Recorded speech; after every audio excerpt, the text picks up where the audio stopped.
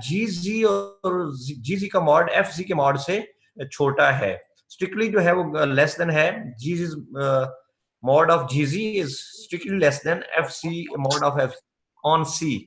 Then अगली बात क्या है कि fc प्लस gz का जो है इसकी नंबर ऑफ जीरोज सेम है एज ऑफ fc। जितनी fc की जीरोज होंगी उतनी ही fc प्लस gz की दोनों फंक्शन का जो सम होगा उनकी जो जीरोज होंगी उस रीजन में उतनी ही क्या होंगी f की जीरोज होंगी इनसाइड सी। उस कर्व के अंदर जो है वो दोनों क्या होंगी, सेम होंगी। तो अब हम इसका प्रूफ स्टार्ट करने जा रहे हैं। प्रूफ के बाद एग्जांपल्स तो आपको बात क्लियर होगी कि हम करना क्या चाह रहे हैं और किस तरह इस थ्योरम को हम यूज कर सकते हैं। तो ये हमारे पास रशियस थ्योरम, इसकी स्टेटमेंट मैंने आपके सामने की है। अब इसका प्रूफ करते हैं। Let F C and G F Z F plus G denote the number of zeros of F C. ये एफ बी एनालिटिक और क्योंकि जी बी एनालिटिक है by the given statement of this theorem, तो F C plus G दो analytic function का हमारे पास सम भी analytic होता है। तो ये इसमें कोई डाउट नहीं है कि एफ जी प्लस जी जी भी हमारे पास एनालिटिक फंक्शन ही होगा। अब देखना ये है हम एफ सी की जो एनालिटिक है इसकी कुछ ना कुछ जीरोज होंगी, उस जीरो को हमने नाम क्या रखा है, उसका नाम हमने एफ जी रखा है।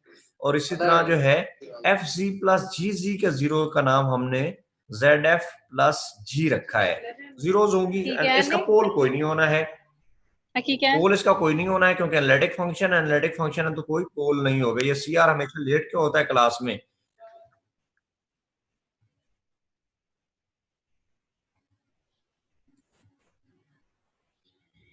ये अपना स्पीकर ऑफ कीजिएगा स्वा। तो अब इनकी हमने मल्टीप्लिसिटी को काउंट करना है, जितनी दफा रिपीटेड होंगी जीरोस उनको हमने कैलकुलेट करना है, उनको काउंट करना है। यही बात लिखी गई है कि counting multiplicity respectively in C. इनकी काउंट जो भी होंगे आपके फंक्शन एफ जी है या एफ सी प्लस जी जी है, दोनों के दोनों एनालिटिक फंक्शंस, इन दोनों की इसका नाम हम कुछ भी रख सकते हैं, बाद में रखेंगे भी जब हम एग्जांपल्स कर रहे होंगे। तो इनकी जीरोस का नाम हमने जेड एफ और जेड एफ प्लस जी रख दिया। इनकी जीरोस को हमने काउंटिंग मल्टीप्लिसिटी भी करना है, जितनी रिपीटेड उसकी जीरोस हैं दोनों फंक्शंस के उनको भी हमने काउंट करना है।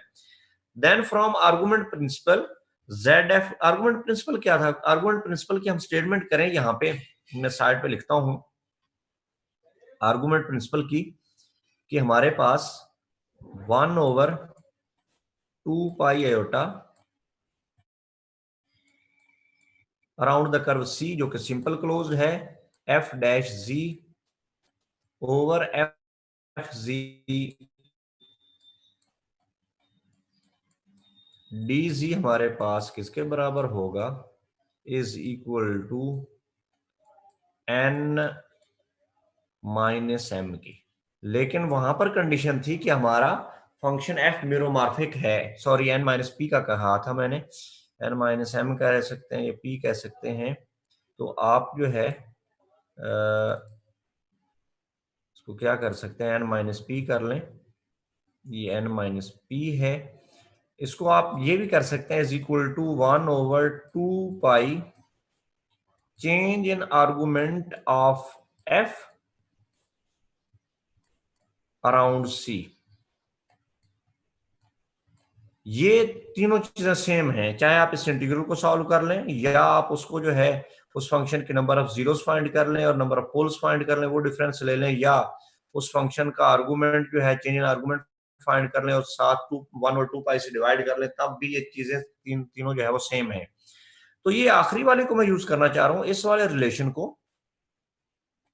यहां पर आपका p 0 है, जब आपका फंक्शन एनालिटिक होगा तो ये p तो हमारे पास खत्म हो जाएगा, ये मिरोमॉर्फिक के लिए केस था।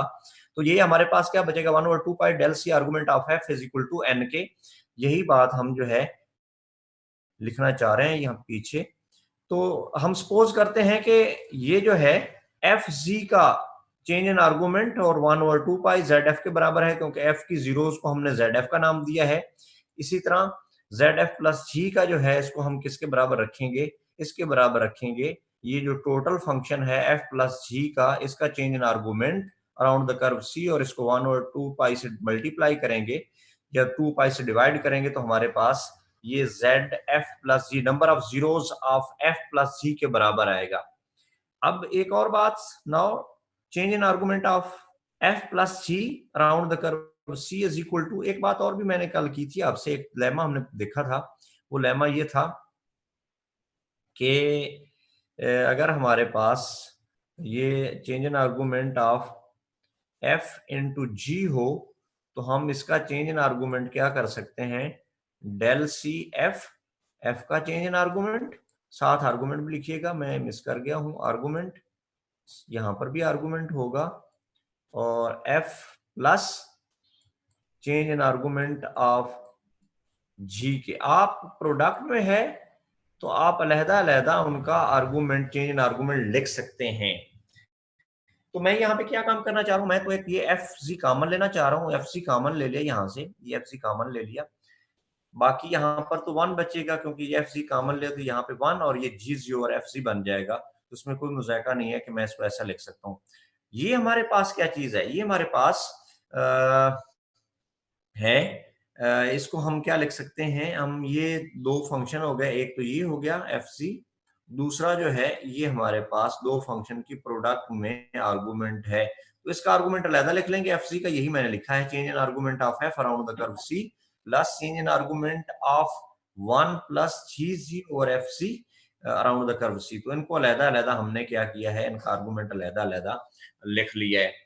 अब यहाँ पे एक बात जरूरी है कि मैं क्या करूंगा, 1/2 पाई से डिवाइड करूंगा, इस साइड से भी 1/2 पाई करूंगा तो क्या होगा, ये 1/2 पाई हो जाएगा, 1/2 पाई यहाँ पर आप लिख लीजिएगा अलहदा से स्टेप में, यहाँ पर भी 1/2 पाई जो है वो था 1/2 पाई, और ये 1/2 पाई इंटू ये हमारे पास जो है पीछे देखें, ये ZF is equal to 1/2 pi change in argument of F around the curve C, तो चेंज इन आर्गुमेंट जब ये 1/2 पाई होगा तो ये कैंसिल हो, ये हमारे पास क्या होगा 1/2 पाई, और ये ZF के बराबर है, यहाँ पर 1/2 पाई रखेंगे क्योंकि मल्टीप्लाई हो रहा है 1/2 पाई, तो ये हमारे पास एक अलग सी चीज बनेगी, इसको देखते हैं कि ये क्या बनती है। इस टोटल फंक्शन को 1 प्लस जी जी और एफ सी का नाम हमने एफ कैपिटल जी रखा है, ये रखेंगे, यहाँ पे लिखा है where F C capital is equal to 1 plus G G और एफ सी के। अब देखते हैं कि ये जो एफ सी है, जो नया फंक्शन हमारे पास बना है, ये क्या काम करता है, इसका क्या रोल है इसमें, इसकी मैपिंग क्या बनती है, तो वो देख लेते हैं। एफ जी हमारे पास है is equal to 1 plus G G और एफ सी, तो ये 1 जो है इस साइड पे हम डिवाइड उसका डिफरेंस ले सकते हैं, उसको माइनस कर सकते हैं, तो एफ जी माइनस 1 ये उस साइड पे डिवाइड उसका माइनस हो जाएगा, is equal to G G over हमारे पास क्या बनेगा एफ जी के, और इसका भी मॉड ले लेंगे। अब एक कंडीशन हमें गिवन है स्टेटमेंट में, कंडीशन क्या है, वो ये है कि G C mod of G G is less than mod of F C, strictly less than है, तो अब इस साइड पे डिवाइड करेंगे। एक और साथ बात मैंने की थी स्टेटमेंट में कि हमारे पास जो एफ है, जो फंक्शन है, इसकी बाउंड्री के ऊपर कोई जीरो नहीं, बाउंड्री के ऊपर जीरो नहीं है, तो इसका मतलब ये हुआ कि एफ सी ने कभी जीरो नहीं होना, F C is never equal to zero, ये इस बाउंड्री के ऊपर कभी भी जीरो नहीं होगा, जीरो नहीं होगा, तो फिर क्या लिख सकते हैं हम, ये एफ सी का मॉड जो है ये भी कभी जीरो नहीं होगा, अगर ये नहीं जीरो तो फिर इसका मॉड भी कभी भी हमारे पास जीरो नहीं होगा, नहीं जीरो होगा तो हम इसको डिवाइड कर सकते हैं दूसरी साइड पे, डिवाइड करने से क्या होगा, जी जी और एफ सी, यहां से जी जी और एफ सी, और ये साइड पे डिवाइड करेंगे तो डेफिनेटली यहाँ पर हमारे पास 1 बचेगा, तो ये क्या बनेगा, ये लेस देन 1 आ जाएगा, तो ये एक हमारे पास डिस्क बन रही है, कौन सी डिस्क बन रही है, F G F G minus 1, इसका मॉड लेस देन 1 बन गया, ये लेस देन 1, तो अब ये जो F G minus one less than one है, इसका मतलब ये हुआ कि जो हमारा फंक्शन एफ कैपिटल जी है, ये क्या काम कर रहा है? ये काम कर रहा है कि सी को, जो कि कर्व है, उसको मैप कर रहा है एक डिस्क के ऊपर। यहाँ पे मैंने लिखा है hence the function F C has image a disc. इसका जो इमेज होगा अंडर सी, सी पे ये फंक्शन लगेगा, तो इसका इमेज क्या होगा? F C minus one less than one is a disc. ये डिस्क ही बनती है ना, F C minus one less than one, ये डिस्क बनती है विद सेंटर वन। इसका सेंटर क्या होगा?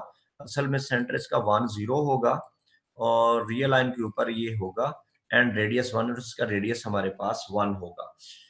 तो देखा जाए इसको कि ये जो कर्व है कैसी कर्व बनेगी, वो ये वाली फिगर में आप देख सकते हैं। इसका ये, सॉरी थोड़ी सी टेढ़ी हो गई, थोड़ा सा माउस प्रॉब्लम कर रहा है। तो ये इसका सेंटर ये, और ये जो कर्व है ये यहाँ पे ये ओरिजिन से गुजरेगी, लेकिन क्योंकि बाउंड्री शामिल नहीं है इसमें, डिस्क है, ये ओपन डिस्क है, बाउंड्री शामिल नहीं है, तो जीरो भी इसमें शामिल नहीं होगा। जीरो बाउंड्री के ऊपर इसके मौजूद है, लेकिन जीरो जो है वो उसमें शामिल नहीं, बाउंड्री शामिल नहीं, तो जीरो हम इसको शामिल नहीं कर रहे। अब इस फंक्शन का देखें, एफ सी का वाइंडिंग नंबर हमारे पास जीरो होगा। वाइंडिंग नंबर क्यों जीरो होगा? इस वजह से जीरो होगा क्योंकि वाइंडिंग नंबर के हिसाब से हमें देखना है कि उसकी जो कर्व है फंक्शन की, वो जीरो को वाइंड करे। जितनी दफा वाइंड करेगी उसका उतना वाइंडिंग नंबर होगा, उसको रैप अप करे जीरो को। लेकिन ये उसको रैप नहीं कर रही है, ये कर्व जो है उसके उससे गुजर तो रही है, बेशक वो शामिल भी नहीं है, तो ये रैप अप नहीं कर रही है। इसका मतलब ये हुआ कि इसका जो है चेंज इन आर्गुमेंट हमारे पास क्या होगा? ये चेंज इन आर्गुमेंट, या दूसरे लफ्जों में वाइंडिंग नंबर इसका जीरो होगा। वाइंडिंग नंबर उसका यही होता अगर ये इसको, ओरिजिन को वाइंड करती। ये कर्व, इस कर्व की जो है, इसके वाइंडिंग नंबर हमारे पास तीन बन रहे हैं, तो इसका कोई वाइंडिंग नंबर हमारे पास नहीं होगा, क्योंकि ये ओरिजिन को वाइंड नहीं कर रहे। कौन सा फंक्शन? एफ सी का जो कर्व है, उसके एफ सी की जो बाउंड्री है, ये क्या कर रही है? ये वाइंड नहीं कर रही है किसको? ओरिजिन को वाइंड नहीं कर रही। ओरिजिन को वाइंड नहीं करे तो इसका वाइंडिंग नंबर हमारे पास जीरो होगा। वाइंडिंग नंबर जीरो है, यानी 1/2 del C change in argument of F capital C around the curve C is equal to zero. तो ये अगर जीरो होगा तो ये इसमें वैल्यू पुट कर देंगे, ये जीरो के बराबर आ गया। ये जीरो आ गया तो हमारे पास अल्टीमेटली क्या बचेगा? Number of zeros of F plus C is equal to number of zeros of F inside C. तो यही हम प्रूव करना चाह रहे थे। एक ही स्टेप है, इसमें मुश्किल कोई नहीं है। आपने आर्गुमेंट लेना है, दोनों साइडों का आर्गुमेंट लेके आपने एफ सी कॉमन ले लेना, और फिर जो एफ कैपिटल जी बनता है, नया फंक्शन बनता है जो कि वन प्लस जी जी और एफ सी की फॉर्म में है, इसको देखना है कि ये क्या बनता है। इसका कोई वाइंडिंग नंबर नहीं बनता है, ये हमारे पास डिस्क है, ओपन डिस्क है, इसकी बाउंड्री शामिल नहीं है इसमें। तो जो ओपन डिस्क है, इसमें जो कर्व होगी असल में वो जीरो को वाइंड नहीं करेगी। जीरो को वाइंड नहीं करेगी तो इसका वाइंडिंग नंबर जीरो, और वाइंडिंग नंबर असल में आर्गुमेंट के साथ मिला हुआ है। वो हमारा इस फॉर्म में बनता है 1/2 del C argument of F C, और ये वाइंडिंग नंबर के असल में बराबर होता है, वाइंडिंग नंबर इसका जीरो है। तो ये हमारे पास जवाब आ गया। कोई क्वेश्चन आपका है तो बात करें आप, you can raise your hands please. Proof में नहीं तो मैं आगे जो है एग्जांपल्स पे जाऊंगा, वहां से फिर आपको बात मजीद क्लियर होगी कि हम क्या करना चाह रहे हैं। Any question? Any question? बच्चों को क्वेश्चन पूछना है तो आप बात करें। नो सर, क्लियर है। क्वेश्चन आपका? क्वेश्चन क्लियर है? चलें आगे बढ़ते हैं। अब बेटा जो है जाते हैं इसकी एग्जांपल्स करते हैं। एग्जांपल में शायद आपसे पहले भी बात हो चुकी है इस सिलसिले में। हमारे पास ये पोलिनोमियल है, इस पोलिनोमियल की हम इस कर्व के अंदर, जो सी है, इस कर्व के अंदर जो कि हमारे पास एक यूनिट सर्कल है, इसके अंदर हम इसकी जीरोस फाइंड करना चाह रहे हैं, कितनी जीरोस होंगी। तो हमें रशियस थ्योरम को यूज करने के लिए इसी जो पोलिनोमियल है इसको दो फंक्शंस में डिवाइड करना पड़ेगा, एक एफ और दूसरा जी। मेरी जो चॉइस होगी वो ये होगी कि मैं एक तो एफ वो चूज करूं, लेकिन ये सेकेंडरी मेरी चॉइस है। फर्स्ट चॉइस मेरी ये होगी कि एफ सी में वो चूज करूं जिसका मॉड जी सी के मॉड से इस कर्व के ऊपर बड़ा हो। ये इंपॉर्टेंट बात है कि एफ सी वो चूज करना है इसमें से जो, पहला मैं ये काम करता हूं कि यही वाली जो पोलिनोमियल है z⁻7 - 4z3 प्लस सी -1, इसको मैं इस फॉर्म फंक्शन की फॉर्म में लिखूंगा एफ प्लस जी फंक्शन की फॉर्म। अच्छा, इसकी लिखूंगा तो फिर यहां से मैं एक एफ भी चूज करूंगा कि एफ मेरा क्या होगा, और फिर बाकी जो बचेगा वो जी बन जाएगा। तो फिर एफ का मार्ड जो है, और एफ के साथ दूसरी सेकेंडरी मेरी चॉइस ये होनी चाहिए कि मैं वो एफ चूज करूं, अगर मेरे पास एफ की चॉइसेस ज्यादा हैं तो एफ वो चूज करूं जिसकी जीरोस फाइंड करना मेरे लिए बहुत आसान हो जाए। तो इस केस में जो मैं चूज करना चाह रहा हूं एफ, वो ये होगा पहली चॉइस के मुताबिक कि ये मेरा F F is equal to, ये नसरीन हमेशा लेट ही होती है, ना क्लास में, रेगुलर क्लास में, ना ऑनलाइन क्लास में टाइम पे होती है। -4Z3 ये मेरे पास फंक्शन आ गया। मुझे ये नजर आ रहा था, मुझे नजर क्यों आ रहा था, क्योंकि कर्व मेरी थी z mod इक्वल टू 1, ये वाली कर्व थी, ये वाली कर्व थी। तो जब मैं इसका मॉड लूंगा एफ का मॉड, वो डेफिनेटली मेरे पास बराबर होगा किसके, -4Z3 इसका मॉड, और ये मॉड है असल में इज इक्वल टू 4Z के मॉड की पावर 3, और ये क्या बनता है हमारे पास 4 ही बनता है। अब मेरे पास g क्या बचेगा, ये मैंने निकाल लिया इसमें से, तो g मेरे पास जो बाकी फंक्शन है वो g बच गया। g is equal to Z7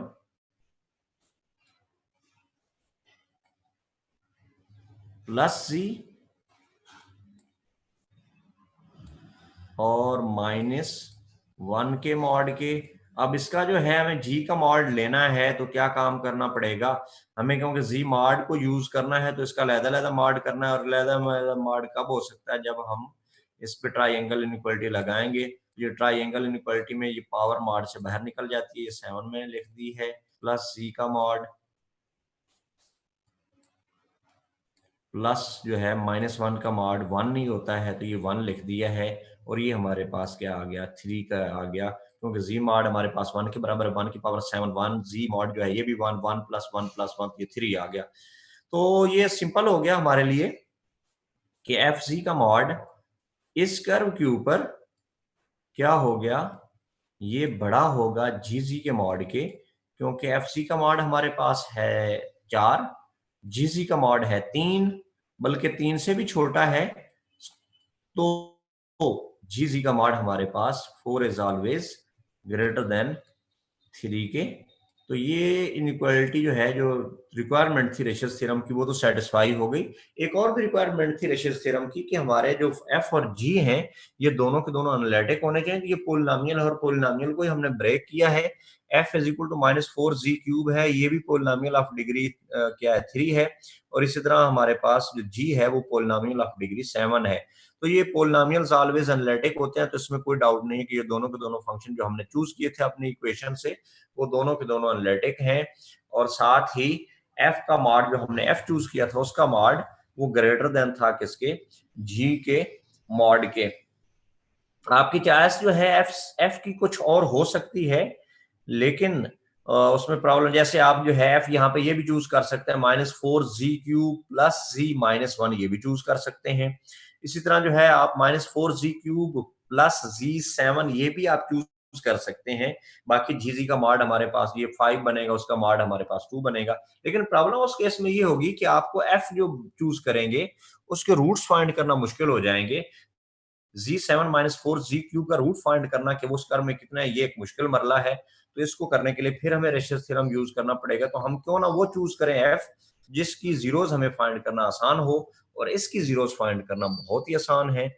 इसकी बात करें, ये वाला function F C equal to -4z, इसकी जीरोस अगर हम जीरोस फाइंड करनी है तो हमें क्या काम करना पड़ेगा, इसको जीरो के बराबर पुट करना पड़ेगा। जीरो के बराबर पुट करने से ये क्या होगा हमारे पास, असल में इम्प्लाइज दैट 4c नेगेटिव जो है उससे मल्टीप्लाई करेंगे तो वो तो जीरो इक्वल होगा, ये भी जीरो हो गया, और यहाँ से 4 जीरो, तो 4 कभी जीरो होता नहीं, तो z3 हमारे पास जीरो हो गया। और इसकी हमारे पास 3 जीरोस हैं, काउंटिंग मल्टीप्लिसिटी 0 0 0, ये 3 दफा रिपीट हो रही हैं, तो ये 3 इसकी जीरोस होंगी। अब रेशियस थ्योरम क्या कहता है, रेशियस थ्योरम ये कहता है कि अगर एफ का मॉड जी के मॉड से बड़ा हो और दोनों के दोनों एनालिटिक हों तो f की नंबर ऑफ जीरोस बराबर होंगी f प्लस g के नंबर ऑफ जीरोस की, और f g की जीरोस हमारे पास 3 हैं, तो इसका मतलब हुआ कि f प्लस g जो कि ये फंक्शन था f c क्या था, f c प्लस g हमारे पास ये फंक्शन बना था, तो इसकी नंबर ऑफ जीरोस भी इस कर्व के अंदर कितनी होंगी, 3 ही होंगी बाय रशीद थ्योरम। हाँ, कर्व आप बढ़ा लें, इसका z mod is equal to 2 कर लें, तो मे बी आपको सारी की सारी जीरोस जो कि इसकी maximum fundamental theorem of algebra कहता है कि इसकी नंबर ऑफ जीरोस मैक्सिमम 7 होंगी, तो 7 आप अटेन कर सकते हैं अगर आप इसका z mod is equal to 1 की बजाय कोई और कर्व लें, z mod is equal to 2 ले लें, तो डेफिनेटली क्या होगा कि ये number of zero z mod is equal to में 7 आ जाएंगी। वहां पर हमें जो फंक्शन चूज करना पड़ेगा वो f जी 7 होगा। जब 2 की मॉड की पावर 7 लेंगे तो डेफिनेटली जो बाकी g बचेगा उसके मॉड से ये बड़ा होगा, तो ये हम देख सकते हैं। कोई क्वेश्चन आपका है इसके एग्जांपल में, कोई क्वेश्चन है तो आप जो है वो बात करें, बात कर सकते हैं। आगे बढ़ूं मैं? सर हमें ये कैसे पता चलेगा कि इसकी जो बाकी जीरोज हैं वो कौन से रीजन में जा रही हैं? जी बेटा वो हमें, जी बेटा आप बाकी जीरोस कहाँ पे हैं देखें बेटा, उसमें ये होगा कि आपका ये जो जीरोस हैं किस फैक्टर में ज्यादा है, जी पावर 7 में ज्यादा है, इसी में सारी की सारी जीरोस हैं, 7 जीरोस इसमें है, बाकी जो है वो, तो ये मैक्सिमम क्योंकि 7 जीरो होनी है, आपको जी जी जो है एफ सी चूज करना पड़ेगा, वो एफ सी क्या बनाना पड़ेगा, F C is equal to G 7 है। अब हमें जो है एक बात करनी है कि ये जी मॉड क्या रखें कि ये एफ सी का मॉड जो है बाकी से बड़ा हो, तो मेरे हिसाब से तो ये 2 ही रख लें, तो 2 से ही बड़ा और 2 से छोटा भी से भी काम चल सकता है, लेकिन 2fg mod is equal to 2 से तो डेफिनेटली काम चलेगा, क्योंकि 2 की पावर 7 हमारे पास बहुत बड़ा नंबर होगा, इसका मॉड जो है हमारे पास ये बहुत बड़ा नंबर होगा, जबकि जो g हमारे पास बचा है बाकी वो हमारे पास क्या होगा, जी हमारे पास इज इक्वल टू आपका 4g³ यानी 2 की पावर 3, और वो हमारे पास 8 को 4 से 32 प्लस 1 तो 33 ये बनेगा, इसका मॉड हमारे पास 33 बनेगा, जबकि उसका मॉड हमारे पास 2 पावर 7 है, वो गालबन जो है 128 राउंड अबाउट जो है वो बनेगा, ये बड़ा है, ये इसको डोमिनेट कर रहा है, तो फिर इस केस में हमारे पास जी मॉड इक्वल टू 2 में डेफिनेटली सारी की सारी जीरोज होंगी। तो जिस फैक्टर में मैक्सिमम जीरोज हैं, यानी दूसरे लफ्जों में जितनी डिग्री की पोलिनोमियल है वो टर्म जरूर होनी है, वो टर्म होनी है, तो उसको देखें कि वो क्या मॉड लें कि ये जो है डोमिनेट कर जाए, इसका मॉड जो है वो बड़ा हो जाए बाकी फंक्शन से, तो फिर हम वो जो है कर्व यूज करेंगे और उसमें सारी की सारी जीरोज हमारे पास मौजूद होंगी। जी कोई क्वेश्चन? क्लियर है सर, थैंक यू सो कोई मच। क्वेश्चन किसी और बच्चे से ने कोई कुछ पूछना है तो, कोई और बेटा जो है वो क्वेश्चन है तो, कोई और बेटा पूछना चाह रहा है तो? कुछ नहीं, आगे बढ़ूं मैं? ये संगीन बेटी किस तरह मैनेज कर रही है उस एरिए में, उसके जो है वो सारा कुछ है संगीन, ये संगीन बेटी है तो सही, मैंने एडमिट तो उसको किया क्लास में। जी सर। अभी जी बेटा आप कैसे मैनेज कर रही हैं संगीन? जी आप बेटा कैसे मैनेज कर रही हैं अपने जो है वो ये नेटवर्क और ये सारा कुछ, तो वहां पे है सारे की सहूलियात? जी सर, है नेटवर्क। चलो ठीक हो गया बेटा, वो तो डेफिनेट नजर आ रहा है, लेकिन आपके लिए बहुत मुश्किल होता होगा आपको मैनेज करना ये सारा कुछ।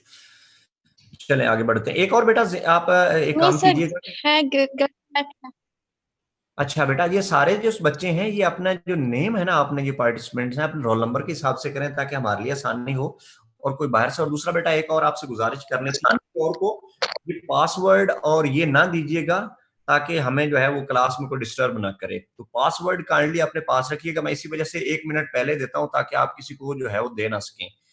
तो कुछ मिस हैप्स हुए हैं बाकी कुछ दोस्तों के साथ, तो ये ना हो कि हमारे साथ भी ऐसा कुछ हो जाए।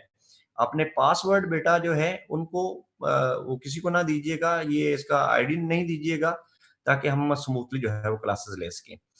जी बेटा आगे अब हम जो है इसको देखते हैं कि F C change in argument of F, इसका फाइंड करना है। ये हम पहले भी कुछ एग्जांपल्स कर चुके हैं, चले देखते हैं। Change in argument of F हमारे पास क्या होता है, ये हमने एक बात की थी कि ये change in argument of F around the curve C बराबर था 2 pi into n minus P के।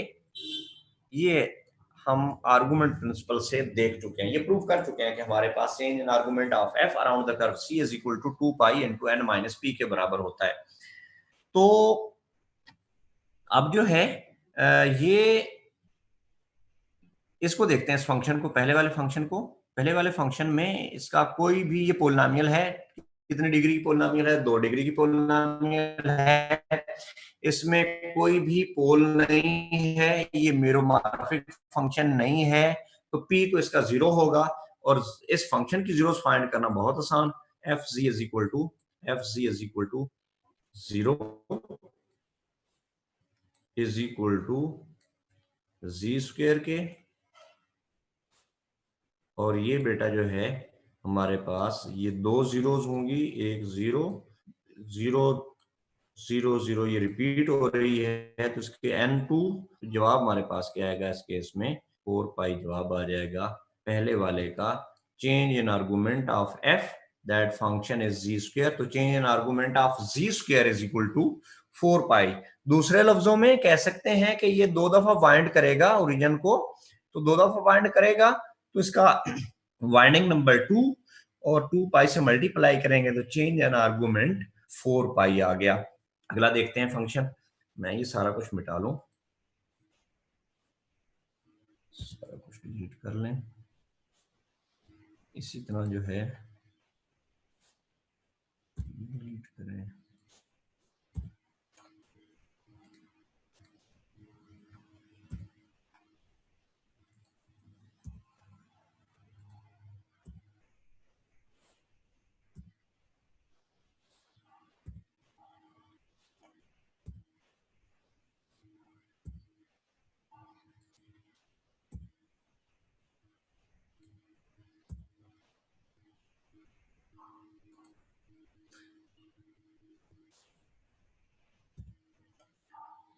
जी मैं बेटा जो है दोबारा आपसे, अभी मेरे पास 10 मिनट्स हैं, जब डिस्कनेक्ट होगा दोबारा मैं फिर करूंगा, दूसरी कॉल भी लूंगा।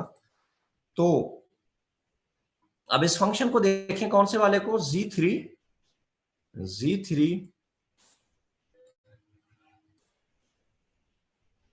प्लस 2 ओवर z, और कर्व जो है वो दे दी गई है, कर्व है z mod is equal to 2 के, z mod is equal to 1 के। तो यहां से जो पहले वाला ऊपर वाला फैक्टर है ये हमें क्या देगा, पोल्स देगा, ये सॉरी जीरोस देगा, और नीचे वाला हमें क्या देगा, पोल्स देगा।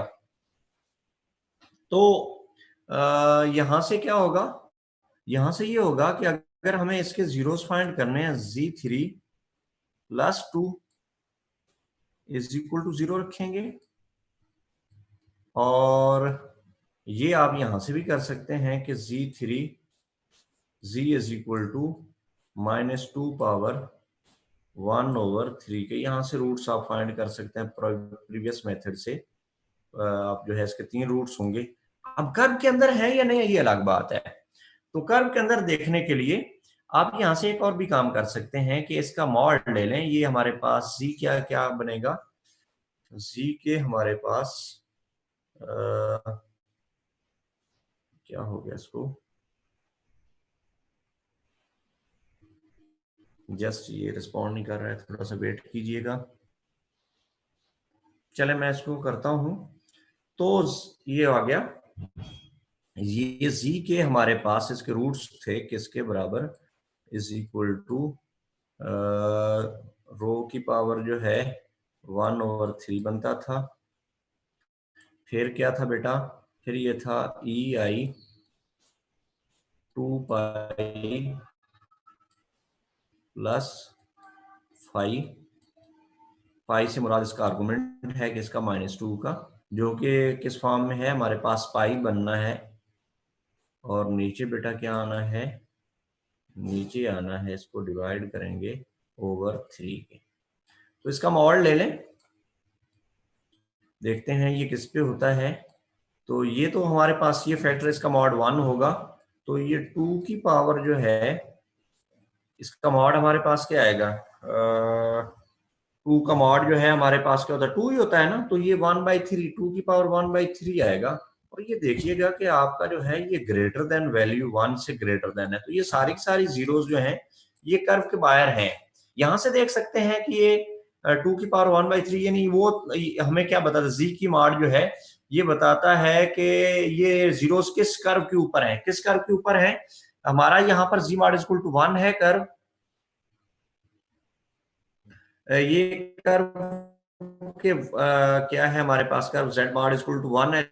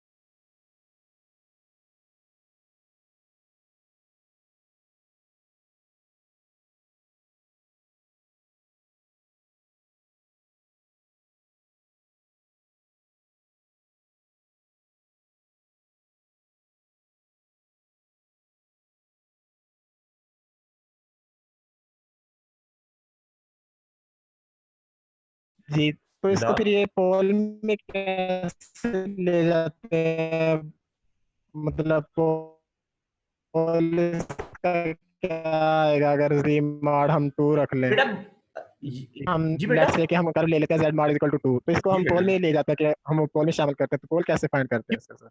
बेटा इसका जो है असल में ये एसेंशियल